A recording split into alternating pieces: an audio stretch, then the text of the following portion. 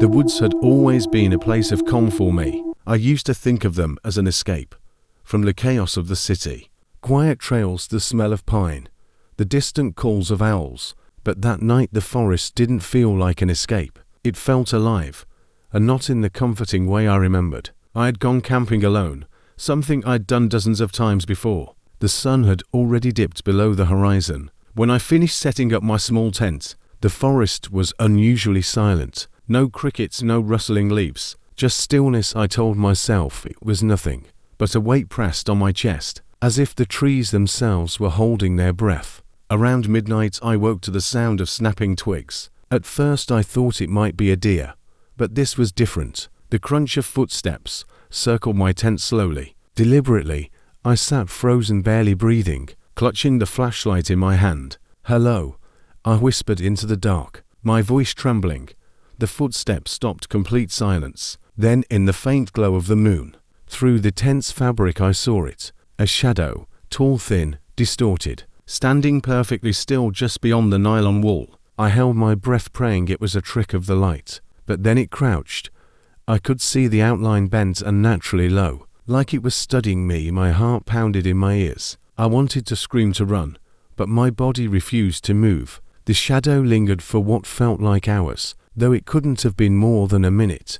Finally, it drifted away, melting into the tree line. I waited, shaking, until I could gather the courage to unzip the tent. The woods stretched out before me, pale under the moonlight.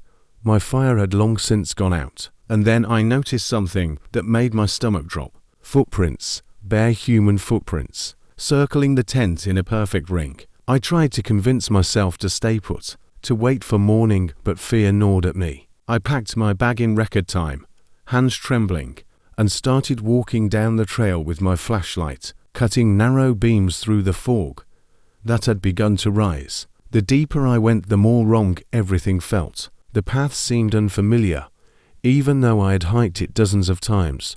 Branches reached across the trail like skeletal arms, and then I heard it, a whisper, soft, broken, carried on the breeze. "Stay." I spun around. No one was there. My light flickered, then died. Panic surged through me in the darkness. I heard the whisper again, "Closer now.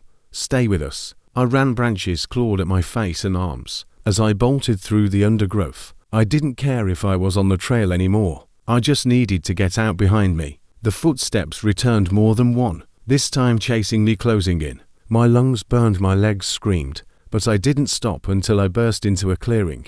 For a split second, relief washed over me until I realized where I was. My tent, my extinguished fire, the same footprints circling in the dirt. No matter how far I ran, the woods had brought me back. The whispers surrounded me now, dozens of voices all chanting in low, broken tones. Shapes began to emerge from the tree line. Figures, pale and hollow-eyed, stepping closer. Their movements were unnatural, like puppets on strings. I backed into my tent, clutching my useless flashlight, heart hammering against my ribs. The figures stopped just short of the fire pit, watching, waiting.